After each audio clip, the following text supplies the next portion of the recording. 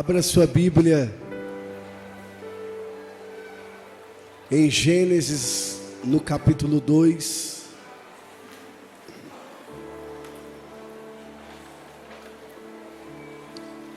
No versículo 4 seguintes. Gênesis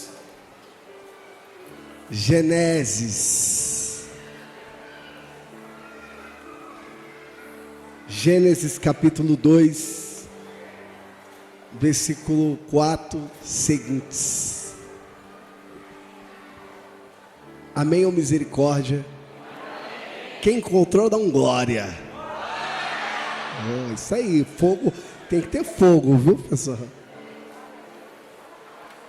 No final nós vamos fazer uma oração bem profunda aí. Vai vendo uma música bem forte aí, pra gente no final estar rezando juntos. Pessineu crucis de inimites noster, libera-nos Deus noster, em nome de Patris et Filii et Espírito Sancto. Amém. Ave Maria, gracia plena, Dominus tecum, benedictum in mulieribus et benedictus fructus ventris tui, Jesus. Sancta Maria Mater Dei, ora pro nobis peccatoribus, nunc et hora morte noster. Amém. Deus de Deus, luz da luz, Deus verdadeiro de Deus verdadeiro, gerado e não criado, consubstância ao Pai, gerado desde toda a eternidade. Fugi potências inimigas, porque venceu o leão da tribo de Judá, descendente de Davi. Sejam dispersos os seus inimigos, e fujam de sua face e de sua presença.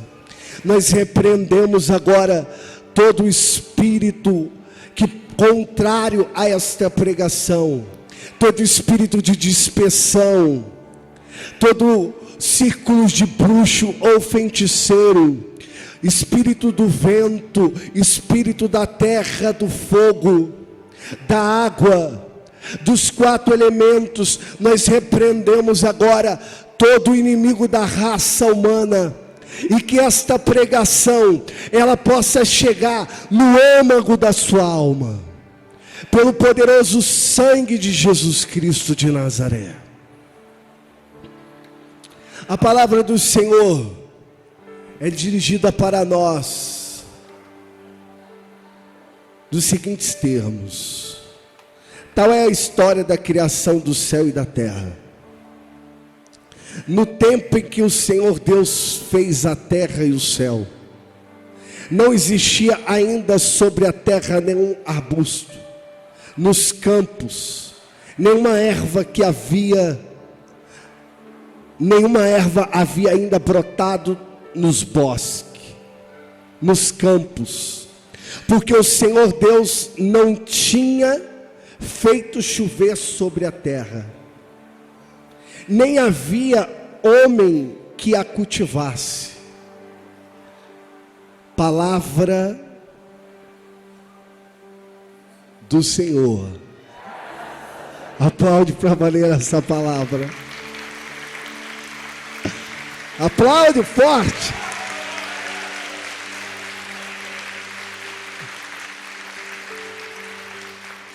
O engraçado é quando parou a cara que vocês fizeram. Tipo, o que ele vai falar nessa passagem aí? Nós vamos mergulhar nela. E essa passagem, ela tem uma profundidade tremenda. Mas antes disso, eu vou fazer o verso que o pessoal falou que tem que fazer o verso. Então vou fazer o verso. O verso é assim, para aqueles que não conhecem. O sol se chama José, a lua se chama Maria. Os católicos são os apóstolos dos últimos dias. Quando eu era prego, o diabo me batia. Agora sou martelo, bato nele todo dia. Eu vim aqui para pregar, não vim aqui para brincar. Doa a quem doer, fira a quem ferir. Aonde a palavra for semeada, vai ter que fazer caminhada.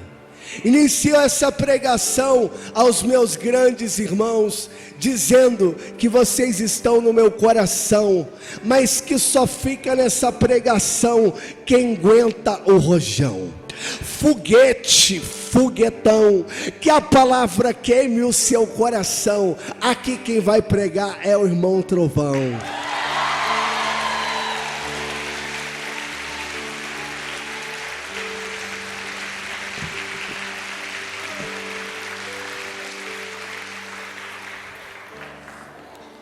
Amados filhos da igreja, quando nós lemos essa passagem,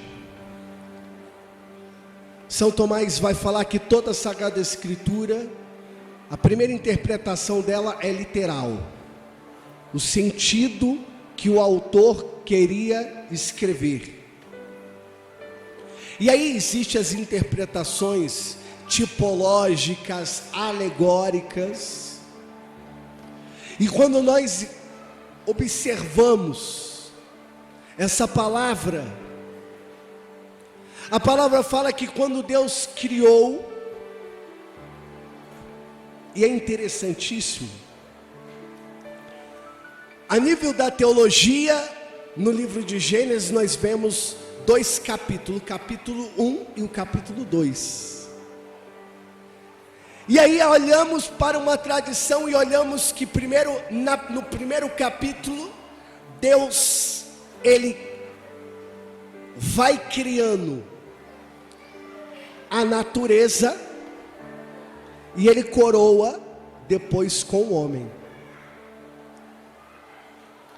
Já o capítulo 2, existe uma diferença. Porque o capítulo 1 é da tradição sacerdotal. E o capítulo 2 é da tradição javista. Quando você vai estudar a palavra do Senhor, o capítulo 2, a tradição é mais antiga, é de 1000 anos antes de Cristo. E o outro, que é o capítulo 1, é de uma tradição mais recente, que também é antiga, 600 antes de Cristo. Só que nenhuma tem uma visão sacerdotal mais intelectual.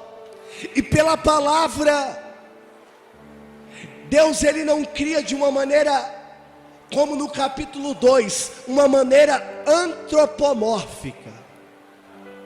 A maneira antropomórfica é você compreender Deus a partir da sua realidade humana. Então você entende Deus, aí você de uma realidade totalmente humana, tentando compreender Deus pelas realidades que nós temos. Então o capítulo 2 contempla Deus como um olheiro que desce e pega da terra e começa a modelar com suas mãos. É uma maneira antropomórfica de entender Deus. As duas estão certíssimas e corretas. Por isso que está nas Sagradas Escrituras, porque é a teologia, e aí a gente precisa entender. Mas do primeiro capítulo é a maneira muito mais intelectual, por isso que é a partir do que Deus fala. E quando Deus vai falando, as coisas vão acontecendo. Por isso no capítulo 1, não é Deus que pega com a mão e faz, mas é a partir da palavra de Deus. E aí vai falar em Gênesis capítulo 1, versículo 26. Façamos o homem a nossa imagem e semelhança. E o homem foi feito. Agora, nós entendemos que apesar da outra tradição ser mais antiga e de uma compreensão muito próxima do ser humano, antropomórfica, ela tem uma profundidade ainda maior. Porque quando Deus ele desce no Éden, no jardim, no paraíso, então ele desce no paraíso, ele pega, não é qualquer terra, mas é a terra de Jerusalém. Vai falar a tradição judaica, que foi da terra de Jerusalém que Adão foi feito. Então ele prepara um lugar na terra, um lugar geográfico, e neste lugar geográfico ele desce. Quando ele desce, ele bota a mão, ou seja, Deus se mistura. Ele se mistura com a criação, ele não tem medo, então ele se mistura. Ao se misturar, ele pega uma terra virgem, porque a palavra de Deus diz que homem algum havia cultivado. Então é uma terra virgem, é uma terra que nenhum homem havia tocado, cultivado, pisado. E desta terra, da terra virgem, da terra de Jerusalém, foi formado Adão. Outras traduções vão falar de que era uma terra vermelha, que Adão foi formado de uma terra vermelha, modelado pela mão de Deus. E vai falar um dos padres da igreja, Irineu de Lyon, que já na criação, a mão de Deus Pai criou a cabeça de Adão. A mão de Deus Filho criou os membros de Adão. E o Espírito Santo, ele veio com suas mãos e formou o homem de dentro para fora. Então Adão foi formado pela mão da Santíssima Trindade, pelo Pai, pelo Filho e pelo Espírito Santo. Agora, belíssimo é a teologia de Santo Agostinho. Para Santo Agostinho, quando nós falamos de uma teologia adâmica, de Adão, nós precisamos entender 4 tipos de Adão: o Adão antes do pecado original, o Adão com pecado original, o Adão redimido e o Adão escatológico, revestido de glória e na eternidade. Eu quero mergulhar para você agora. Quando Deus forma Adão, ele forma com suas próprias mãos do barro virgem. E aí Santo Agostinho, ele vai falar que da terra virgem Adão foi formado, e assim como Adão da terra virgem foi formado, o novo Adão, Jesus Cristo de Nazaré, é formado também pela uma terra virgem. O nome dela é a Virgem Maria, aonde Deus também modelou pelas suas próprias mãos, modelou pela mão de Deus Pai, modelou pela mão de Deus Filho e modelou pela mão do Espírito Santo. Ela foi modelada pela mão da Santíssima Trindade, e desta terra virgem Deus formou o novo Adão, Jesus Cristo de Nazaré. Por isso, de maneira nenhuma nós podemos compreender Nossa Senhora sem esta palavra virgem, porque Santo Agostinho vai falar que ela não é apenas uma virgem, ela é 3 vezes virgem. Assim como Deus é 3 vezes santo, diz o livro do profeta Isaías, que Isaías viu o céu pelo lado de dentro, Isaías capítulo 6, e quando ele vê o céu pelo lado de dentro, ele vê ali os serafins dizendo: santo, santo, santo é o Senhor Deus dos exércitos. 3 vezes santos. Agora, Nossa Senhora é 3 vezes virgem, porque o mistério da virgindade primeiro honra a Deus Pai, o segundo mistério da virgindade honra o Deus Filho, e o terceiro mistério da virgindade honra o Espírito Santo de Deus. Por isso Santo Agostinho vai falar que ela é 3 vezes virgem. Ela é virgem antes do parto, ela não teve filhos. Ela é virgem no parto, porque mesmo ela concebendo Jesus, Jesus não rompe ela, e ela continua intacta. E assim como Cristo passou pelas paredes, quando os apóstolos ali estavam preocupados e Cristo havia morrido, e ele passou pelas paredes ali ressuscitado, Deus de uma maneira extraordinária passou pela Virgem Maria sem romper ela. Ela continuou virgem, assim como o sol de Santa Catarina de Sena e São Cirilo de Jerusalém, que assim como o sol, ele passa pelo vidro, o raio do sol, a luz, e chega até os átrios interior de uma igreja, assim também é o próprio Deus que nasce da Virgem Maria. Ele passa por ela como o raio do sol, passa pelo vidro e não rompe o vidro. Assim também foi o próprio Deus, passa por Nossa Senhora, mas não rompe Nossa Senhora. Ela é virgem no parto, ela é virgem depois do parto, ela não teve mais filho. O único filho foi Jesus Cristo de Nazaré, o filho da carne de Maria. Agora, os filhos de Maria tem muitos.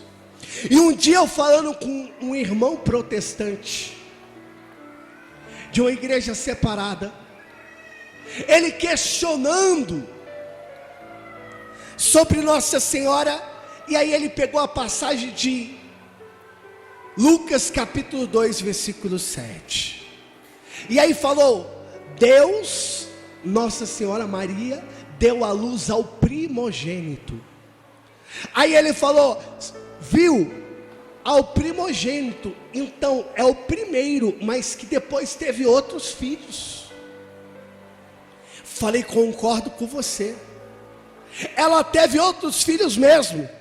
E lá no livro também de Romanos, no capítulo 8, no versículo 28, a palavra de Deus fala que Jesus Cristo, ele foi o primogênito de uma multidão de irmãos, não foi só de alguns não, ela deu luz a uma multidão.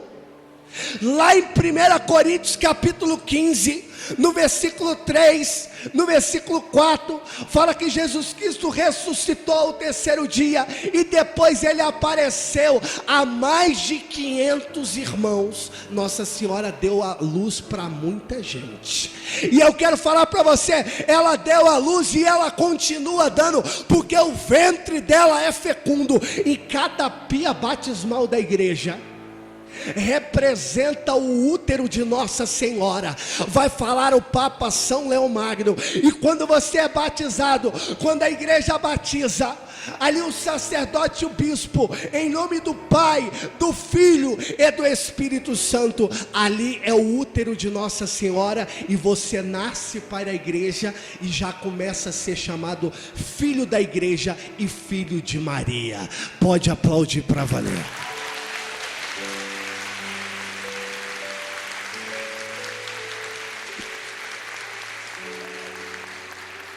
Nossa Senhora, a beleza virginal de Nossa Senhora, a beleza da pureza. Michelangelo fez Pietà, está lá em Roma, tem uma réplica em Aparecida. Pietà, Nossa Senhora da Piedade, segurando Cristo morto. nos seus braços. E aí, quando você estuda Pietà, quando Michelangelo, ele esculpiu, ele trabalhou na pedra, no mármore, e quando ele trabalhava, na verdade, ele olhava para uma pedra, e aí ele perguntava para a pessoa: o que você vê aí? A pessoa fala: eu vejo uma pedra. E todo mundo diz: eu vejo uma pedra. Mas Michelangelo não, ele via a imagem. Então ali ele trazia aquilo que estava dentro daquela pedra, ele trazia para fora, ele dava vida. Michelangelo dava vida quando ele via cada pedra. Então ele mergulhava no mistério, e ali ele esculpia e dava vida àquela identidade. E aí quando ele fez Pietà, aí alguns críticos observaram e falaram: mas Michelangelo, eu vejo que o rosto da Virgem Maria é um rosto de uma mulher jovem, e Nossa Senhora já era uma mulher já com uma certa idade. Não era que era uma mulher velha, mas ela devia ter nada menos aí do que, se Cristo viveu 33 anos, ela teve Jesus, diz os estudiosos, com 15, 33 com 15, 48 anos. Então já era uma mulher mais madura, com os traços mais maduros. Mas ele pintou ela, ele esculpiu no mármore, ela jovem. E aí fizeram essa crítica: você cometeu um erro bárbaro. Aí ele falou: não, meu irmão, é porque os virgens, eles não envelhecem, e Nossa Senhora é as virgens das virgens.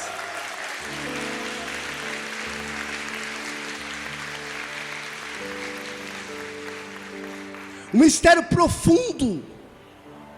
E é bonito o livro do Apocalipse, no capítulo 14, no versículo 4 e 5, aonde vai falar: os virgens seguem o Cordeiro aonde quer que ele vá. E Nossa Senhora, como a mulher da virgindade por excelência, ela vai até o Calvário. Mesmo na dor, mesmo na prova, mesmo na dificuldade, ela vai até o fim. E muitos apóstolos não foram. Só João foi, porque ele também era virgem, diz a tradição. E aí nós olhamos para o Calvário, e nós olhamos para o mistério da virgindade. Eu vejo no Calvário 3 rosas brancas. A primeira, eu olho para Cristo virgem. A segunda, eu olho para sua mãe, Maria virgem. A terceira, eu olho para o discípulo amado, que a tradição também fala que ele era virgem. Então eu olho para o filho, que olha para a sua mãe, e que depois olha para o discípulo, e aí ele ali faz a ligação, como alguém que quer entregar um tesouro antes da morte. É o testamento final. E o testamento final que Cristo dá à igreja é a sua mãe. Quando ele olha para a sua mãe, João capítulo 19, ele olha para a sua mãe e ele fala assim, no versículo 25 seguintes, ele olha para a sua mãe e fala: mulher, eis aí o teu filho, filho, eis aí a tua mãe. E dessa hora em diante, o discípulo amado levou a sua mãe para casa. Eu olho para esse momento, eu contemplo a rosa branca, Jesus entregando a sua mãe a rosa branca para outra rosa branca. E aí existe um mistério profundo que também está relacionado ao mistério de Nossa Senhora 3 vezes virgem, porque naquele momento cada rosa representava uma pessoa da Santíssima Trindade. Jesus Cristo, que não representava mais, é o próprio Deus, a segunda pessoa. Mas Nossa Senhora representava quem? O Espírito Santo, porque ela é esposa do Espírito Santo.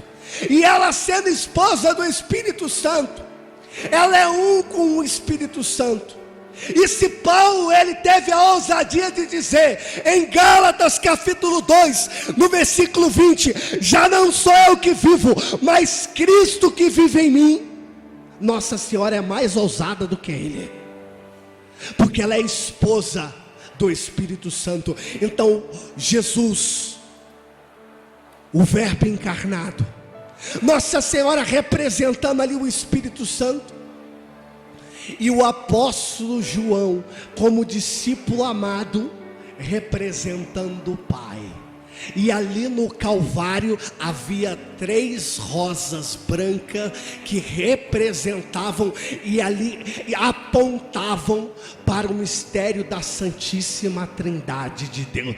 Mesmo na morte, Cristo estava ali representando o mistério da Trindade, o plano, a redenção, o mistério. E é nesse momento que a igreja nasce, porque assim como Adão se sentia só, e quando ele se sentiu só, Deus deu um sono em Adão, e depois que ele dormiu, Deus tirou do lado de Adão, da sua costela, ele tirou Eva.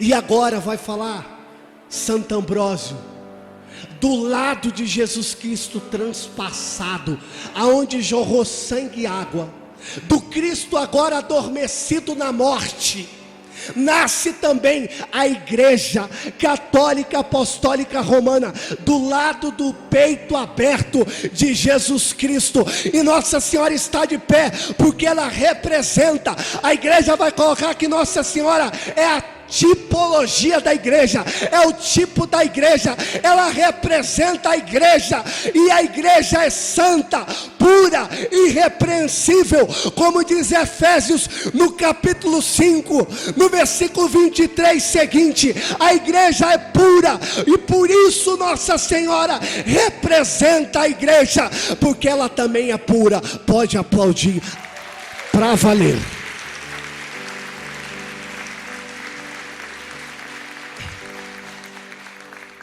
E aí, entrando nesse mistério da pureza, da virgindade,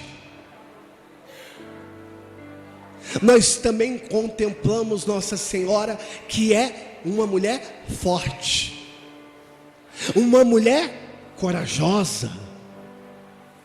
E assim como em Epietá, que ela acolhe Cristo morto nos seus braços, e que o filme do Mel Gibson mostra profundamente essa imagem também.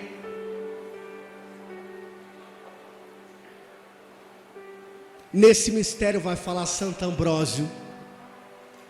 Nossa Senhora ali está representando o quê? Ela está acolhendo o Cristo morto, o Cristo ferido, o Cristo chagado, o Cristo machucado, o Cristo deslacerado. E assim como ela acolheu o Cristo deslacerado, e Cristo é a cabeça da igreja, vai falar Santo Ambrósio, que ali Nossa Senhora, ela também está segurando a igreja ferida, a igreja que está ferida, a igreja que está chagada, mas Nossa Senhora está segurando, sustentando esta igreja, porque as portas do inferno não prevalecerão contra ela. Pode aplaudir. Aplaude a tua mãe.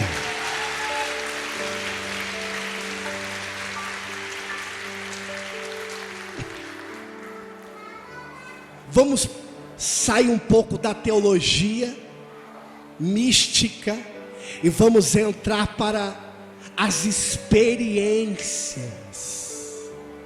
Eu tenho costumado falar o seguinte: não basta você ter uma experiência com Jesus, mas é preciso também ter uma experiência com a Virgem Maria.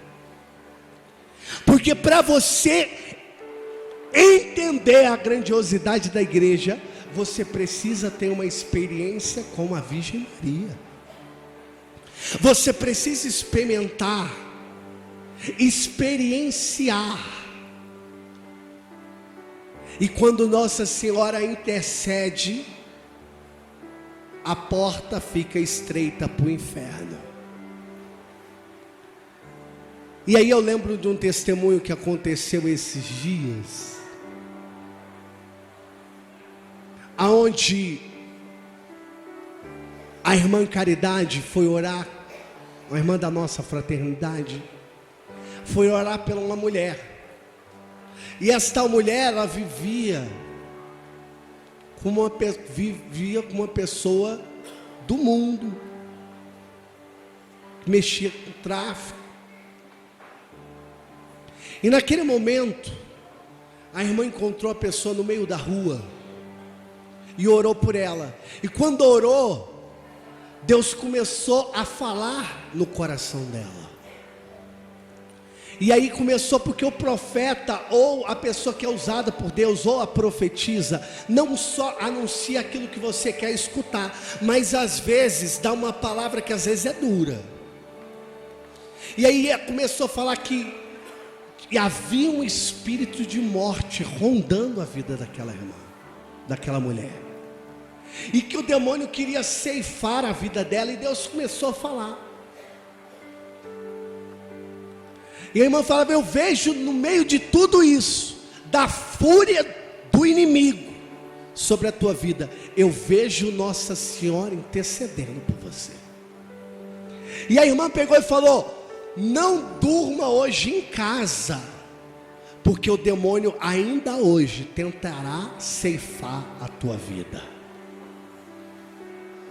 Só que a irmã desacreditou, porque é tanta profetada dentro da igreja, que quando vem uma verdadeira se desacredita, né?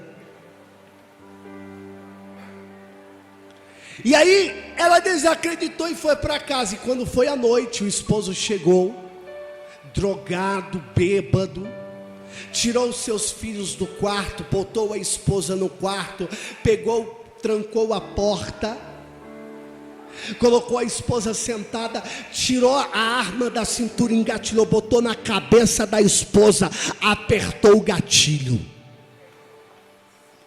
A arma foi disparada, o tiro foi efetuado, arma de fogo, a bala veio diretamente, a queima-roupa, diretamente no centro da cabeça, no crânio. Ela perfurou o crânio. E mas aí aconteceu um milagre, porque a bala que entrou no meio da cabeça, ela saiu pela lateral, e aquela mulher recebeu o livramento de morte, porque Nossa Senhora havia intercedido por ela. Dá um glória, igreja!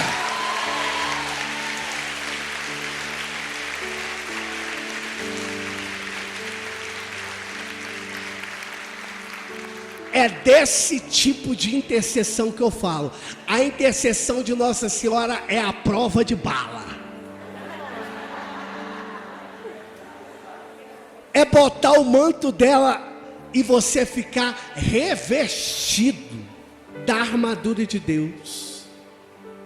São Luís Guion de Montfort, no seu livro chamado O Segredo do Rosário, ele vai interpretar Efésios capítulo 6, no versículo ali 11, onde fala: revesti-vos da armadura de Deus. Ele vai interpretar como o Santíssimo Rosário, quando você reza, você está se revestindo da armadura de Deus, de uma armadura da intercessão da Mãe de Deus. Essa é a profundidade, esta é a mística. E uma pessoa que é consagrada a Nossa Senhora, ela luta e vai buscar onde você estiver, da mão do inimigo. Santo Afonso de Ligório fala que teve um padre que queria ser bispo, e aí a vontade dele do poder era tão grande que ele fez até um pacto com o diabo.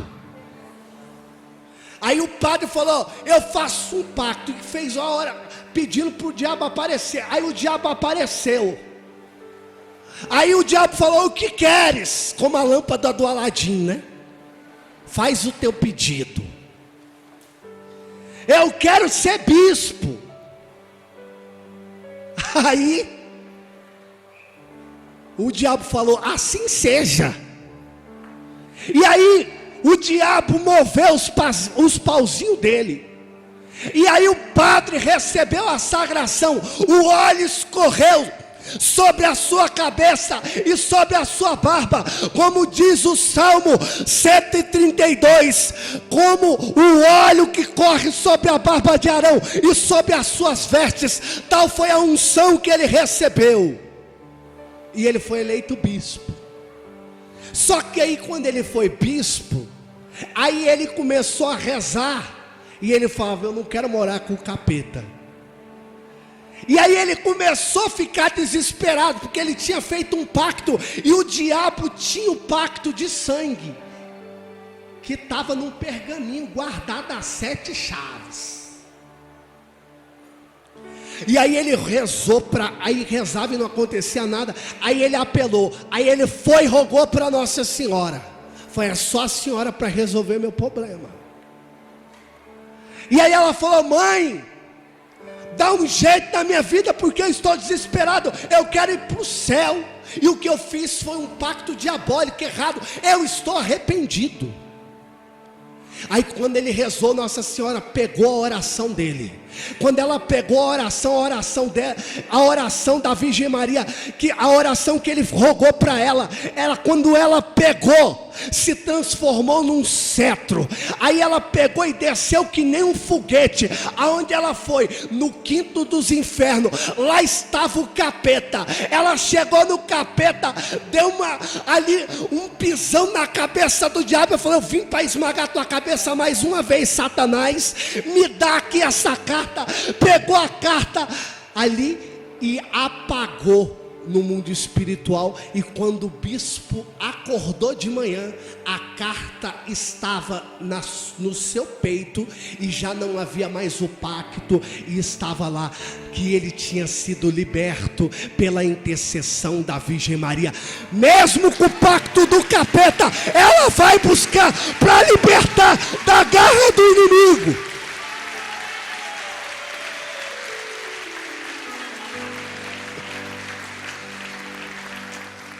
Essa é a história, para vocês não dizer que é o irmão Trovão que está dizendo. Confiram no Glórias de Maria, de Santo Afonso de Ligório.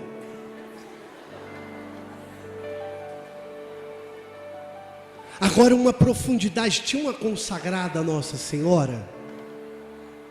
Isso foi um fato que aconteceu contemporâneo, para finalizar e a gente começar a rezar. Que ela se consagrou. E tem gente que pensa que se consagra e depois pode se desconsagrar, né? Não, eu não quero mais ser consagrada, nossa. Aí tira a corrente, você pode tirar tudo, mas uma vez consagrado, sempre consagrado. Porque na verdade a consagração, ela é exterior. Na verdade a consagração, ela é de alma. Ela tem um caráter profundo na alma do ser humano. E aí essa mulher se consagrou. Era uma mulher que rezava o rosário, lia a palavra todos os dias, ia para a missa diária, confissão, ali confessava uma vez por mês. Aí ela foi ali entrando na tibieza espiritual. Aí ela foi entrando na preguiça. Aí foi deixando a missa que era diária, começou a passar a ser 2 vezes na semana. O rosário passou para 3 terços. A palavra começou a botar para escanteio. Depois ela começou a ir para a missa apenas domingo.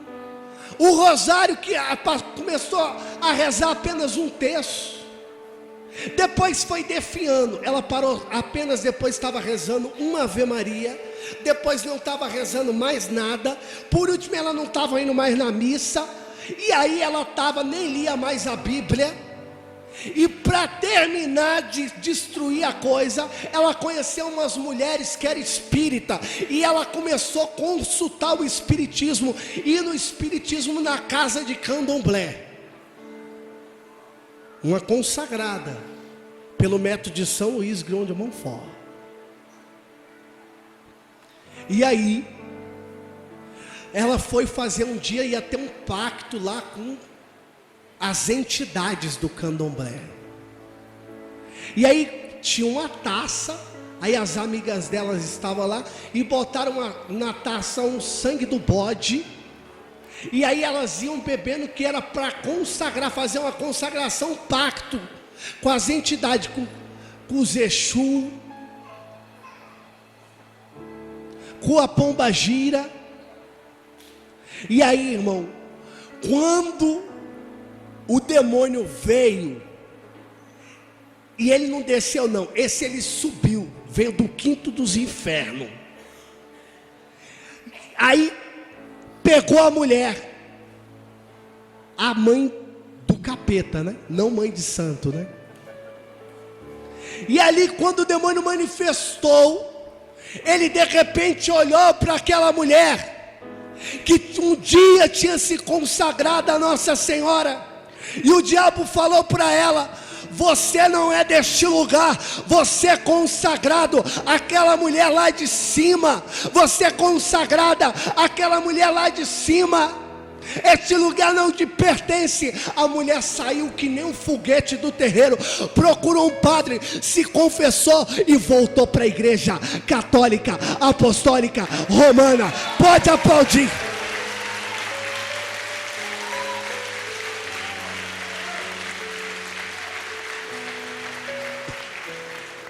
O que eu quero falar com você nesta tarde é que se você se consagrou a Nossa Senhora, ela vai lutar pela tua vida, para levar você para o céu. Mesmo que ela lute com todo o inferno, ela vai lutar, mas vai te apresentar diante do seu Filho Jesus Cristo de Nazaré, pois a vitória na tua vida é certa. Se você crê, dá um glória, pode aí.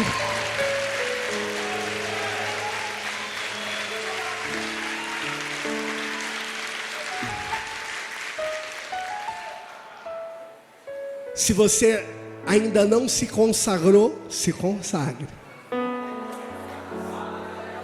Sofre as perseguições, que agora está uma perseguição dentro da igreja com os consagrados. Estão perseguindo os consagrados. Claro que tem uns que atraem perseguição mesmo. Tem uns que botam a corrente, parece de navio, ele coloca uma correntona mesmo, que o braço dele fica lá embaixo. Amém, irmão. Teve santo que usou uma correntona mesmo. Só que tem gente que coloca a sua devoção no exterior e no interior, na conversão, na mudança de vida, está fraco. Aí o que vem, aí os consagrados começam a fazer besteira, aí vem e tem gente que o quê? Persegue. Porque tem perseguição que você é perseguido por causa da verdade, e tem perseguição que é você que causa. Você causa a sua perseguição. Não é Deus que está causando perseguição, é você. Não é Deus que está permitindo, é você que está procurando confusão. Então nós temos que ter o discernimento. E tem pessoa que o discernimento está passando longe. E aí vem as perseguições. E aí vai, não quer saber. Quem é consagrado aí pega tudo por uma coisa só. E aí as perseguições, está tendo perseguições contra os consagrados a Nossa Senhora e a Jesus Cristo. Pelo método de São Luís Grignon de Montfort.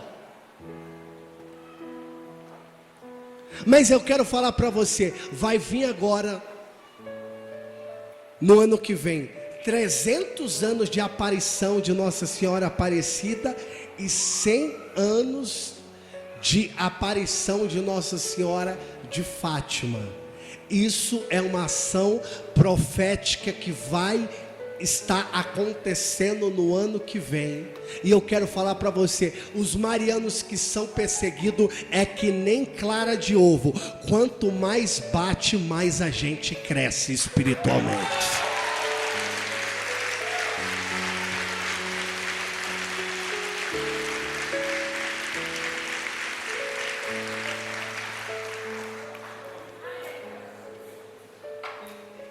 Vamos ficar de pé? Vamos entrar na presença de Deus. Vamos pedir a consagração a Nossa Senhora. Vamos entregar o nosso coração à bem-aventurada Virgem Maria, porque ela é o molde de Santo Agostinho, que Nossa Senhora é o molde. Ela nos modela, ela nos forma, para que nós possamos atingir um maior grau de santidade. Sim, nós olhamos para nós olhamos para a nossa imperfeição, nós olhamos para a nossa miséria, nós olhamos para as nossas feridas e para as nossas chagas. Mas meu irmão, eu quero falar para você, Nossa Senhora está nos segurando, assim como ela segurou o seu filho chagado, ela segura também você. Você está no colo de mãe, experimentando a efusão do Espírito Santo no seu colo. Ela cuida de você, ela protege você, ela protege a tua casa, ela protege a tua família. Creia que ela é profundamente, tem uma intimidade profunda com Nossa Senhora.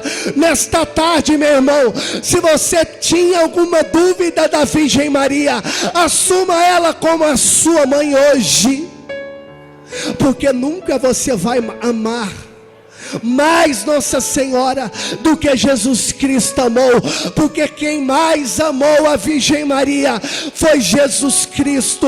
Por isso, entrega o teu coração para ela, entrega a tua vida para ela, entrega a tua família para ela, entrega tudo para a Mãe de Deus. Por isso vamos cantar soltando a nossa voz, com todo o nosso coração, com toda a nossa alma, com todo o nosso ser. Reunidos aqui num cenáculo de amor, pedimos forças pelas mãos de Maria. Ela conhece bem todos seus queridos filhos e não deixará faltar para nós seu auxílio.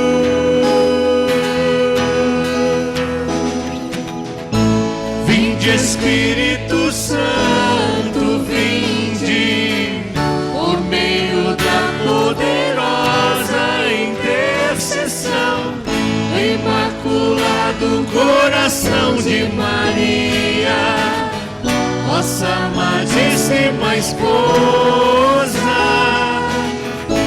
Vinde, Espírito Santo, vinde por meio da poderosa intercessão do Imaculado Coração de Maria, vossa vossa amadíssima esposa,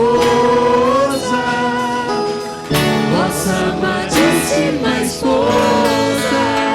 Solta a tua voz e começa a clamar o Espírito Santo, porque Nossa Senhora, quando ela orava, ela clamava pelo poder de Deus, ela clamava pelo poder do Espírito Santo. E nós queremos pedir esse Pentecostes, nós queremos pedir esse Espírito Santo por meio de Nossa Senhora. Ela que é a mulher de Pentecostes, ela que é a mulher inflamada pelo Espírito Santo de Deus. Solta a tua voz e começa a pedir esse Espírito Santo.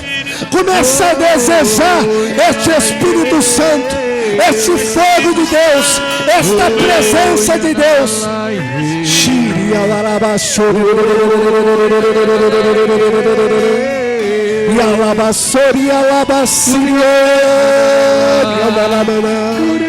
Não pare de orar, igreja. Bota volume na tua oração. Bota volume aí, igreja. Bota volume aí no teu clamor.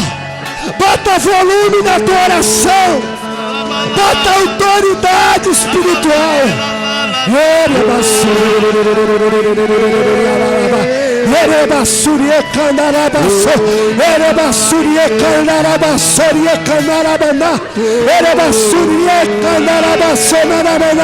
Levanta a tua oração, levanta o teu clamor, levanta o teu brado de vitória.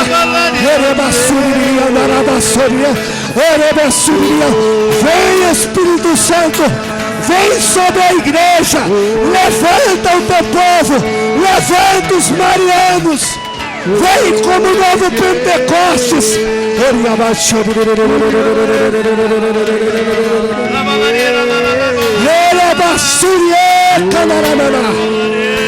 Pega ele, Espírito Santo, pega ela, Espírito Santo, leva para o mistério, leva para o arrebatamento. Levanta, Senhor, vai levantando um povo, uma geração espiritual neste lugar, neste grupo de oração, neste encontro, nesse retiro. Convertei-vos. Vai, não para não para, igreja. E canta, vinde Espírito Santo. Vinde Espírito Santo, vinde, por meio da poderosa intercessão, imaculado coração de Maria, vossa amadíssima esposa. Vinde Espírito Santo, vinde, por meio da poderosa intercessão, imaculado coração de Maria, vossa amadíssima esposa. Eu quero ouvir suas vozes. Vinde Espírito Santo.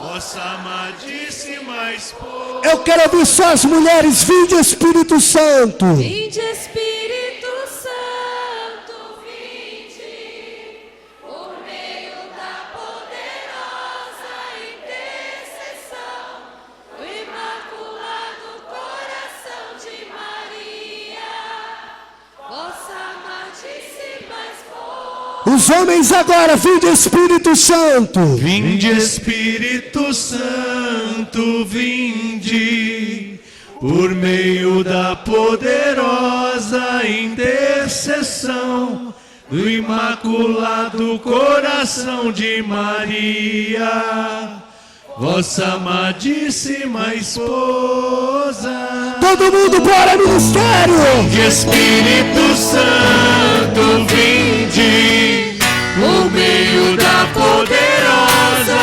intercessão, Imaculado Coração de Maria, vossa amadíssima esposa, vossa amadíssima esposa.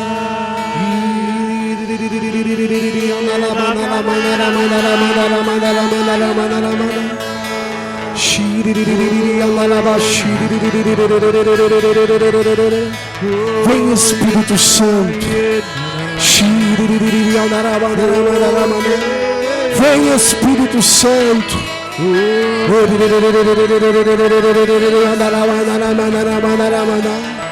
Vem, vem com poder, Espírito de Deus.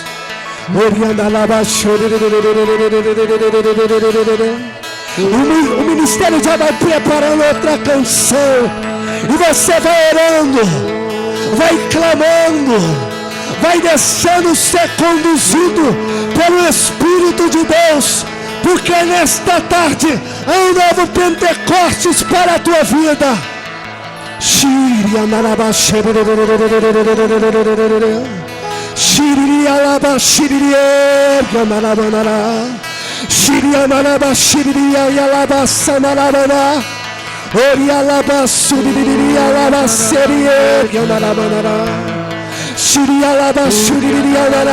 Vem, vem, vem, Espírito Santo, possui os teus filhos, possui cada um de nós, Senhor, traz um reavivamento espiritual.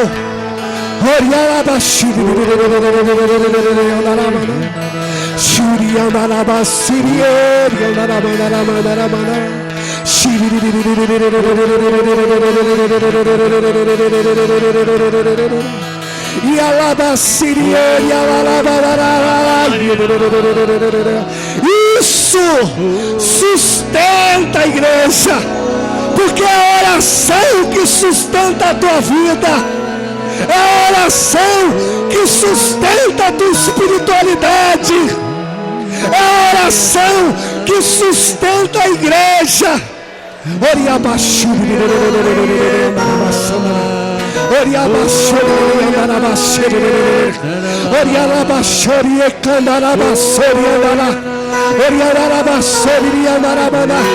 Rasga o céu, Deus, e derrama o teu Espírito nesta tarde, Deus. Leva o teu povo a te experimentar.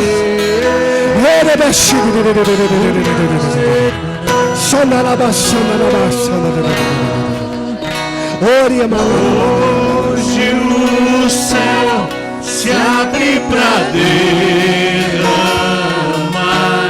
sobre os corações. Solta a voz. Toda graça. Eu quero ver você voltar sem voz pra casa. Vai. Eu também quero me derramar de todo o meu coração nos braços do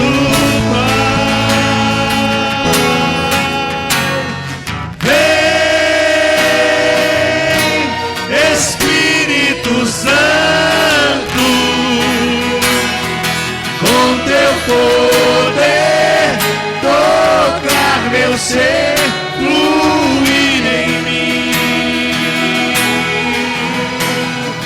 Vem, Espírito Santo,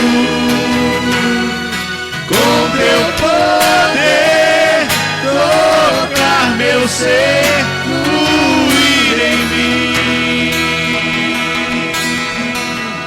Hoje o céu se abre pra derramar sobre os corações toda a graça do Pai. Eu também quero me derramar de todo o meu coração nos braços do Pai. Ergue a tua mão, vai! Espírito Santo, Ergue a tua mão aí, Ciro, e canta. com teu poder, tocar meu ser, fluir em mim. Vem, Espírito Santo, com teu poder, tocar meu ser, fluir em mim.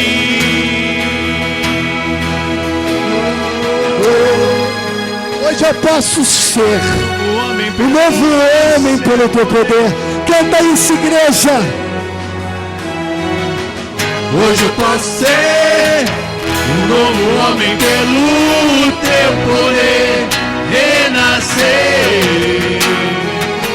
Hoje eu posso ser um novo homem pelo teu poder renascer. Hoje eu posso ser um novo homem pelo teu poder renascer. Hoje eu posso ser um novo homem pelo teu poder renascer.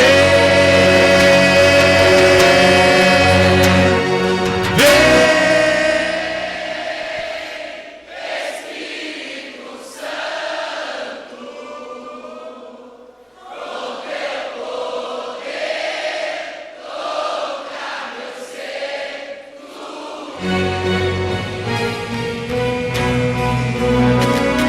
Vem,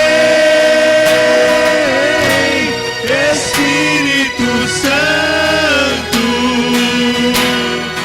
com teu poder, tocar meu ser, fluir em mim.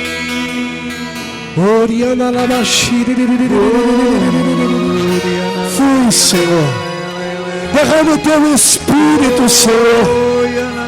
Derrama o teu Espírito sobre nós. Abre os céus e faz o teu Espírito fluir, Senhor, no interior da minha alma, Senhor, para glorificar o teu nome, para exaltar o teu nome, para que eu possa proclamar, Senhor, a tua palavra nos quatro cantos desta terra, Senhor.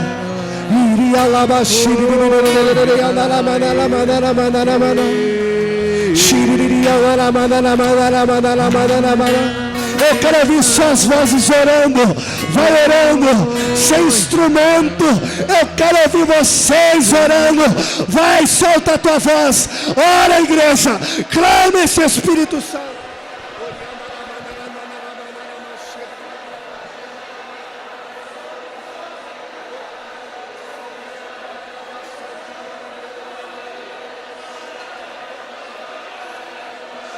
Bota volume!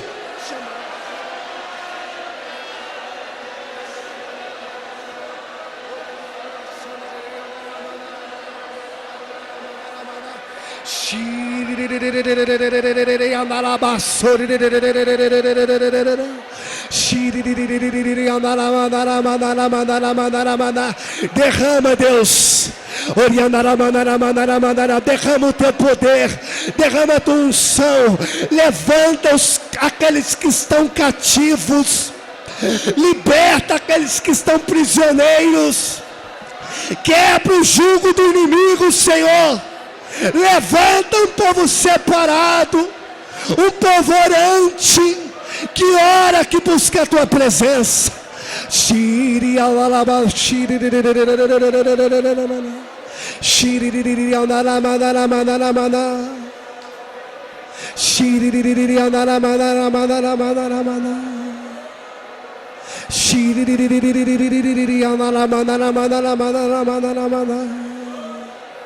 E pela autoridade do Espírito Santo de Deus, pela autoridade do Espírito Santo de Deus, que age em ti, que move em ti,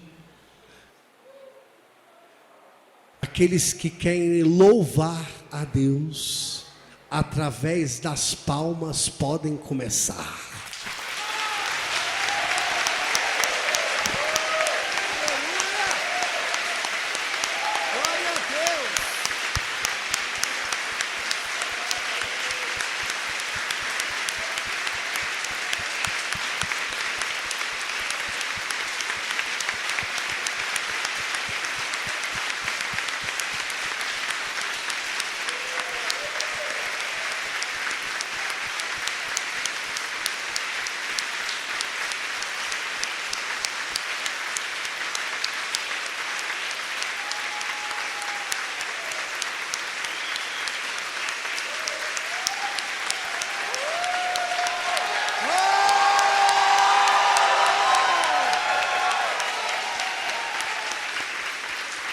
Amém!